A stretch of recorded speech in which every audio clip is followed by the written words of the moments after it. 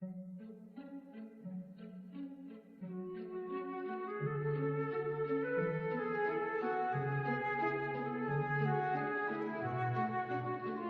l'époque gallo-romaine, la fosse Dione est utilisée pour alimenter en eau l'oppidum de Corno du Rome, implanté sur le plateau dit des vieux châteaux qui domine la ville actuelle. En 1758, Louis Déon, père du chevalier Déon, fait aménager la source en lavoir.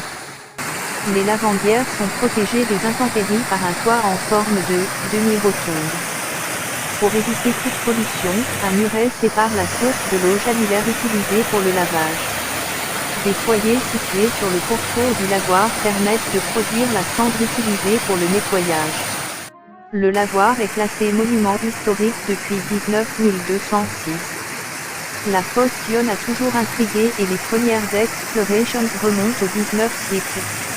Elle a tout de même su garder son secret, l'origine de la source. Résultat d'un parcours complexe d'exurgence et de résurgence, cette source forme une vaste profonde de laquelle nous apercevons le départ d'une galerie. Le parcours connu mène à 360 mètres de l'embouchure et à une profondeur de 61 mètres. La fosse Dione est tellement intrigante et mystérieuse, elle a fait naître de nombreuses légendes, le serpent basilic, les sous du diable et bien d'autres encore. Les mystères de la fosse Dione de Tonnerre.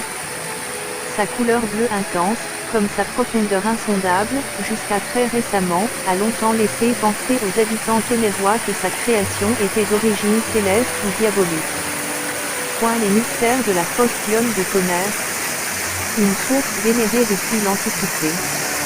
Son nom même indique cette supposée origine divine, Dione étant tiré de Divona, divinité gauloise des gouffres et des sources. Si les premiers habitants des lieux, gaulois puis romains, utilisent l'eau de la fosse, alors nommée fonte divineuse, ils occupent d'abord le plateau qui surplombe la ville actuelle. Ce n'est qu'au Moyen Âge que se développe la ville basse autour de la fosse Dione, notamment avec de nombreux ateliers de peineurs. Une des nombreuses légendes les sous du diable. La première, située en l'an 700, raconte qu'elle serait due au diable qui s'y serait précipité après avoir manqué de corrompre l'âme d'un enfant avec des pièces d'or semées sur la route. Ce dernier, ayant ramassé les sous du diable, n'obtient que des malheurs et mauvais présages en les dépensant. Il décide de les jeter dans une fontaine où elle tournoie en l'attirant inexorablement. Il est sauvé in extremis par l'évêque Pallade qui recouvre les pièces de son manteau bleu donnant ainsi sa couleur aux eaux de la source. Le diable, caché en embuscade et voyant sa cible lui échapper, se jette à son tour dans les eaux, entraînant le fond du bassin avec lui dans les abîmes des enfers. Le mystère des sources de la fosse Dione. De nos jours, la splendide arrivée d'eau, située en centre-ville de Tonnerre, est toujours l'objet de mystères. Les premières tentatives d'exploration de cette source vauclusienne remontent au XIXe siècle. En 1962, puis en 1996, plusieurs personnes y ont trouvé la mort. Son débit oscille selon les saisons et les crues.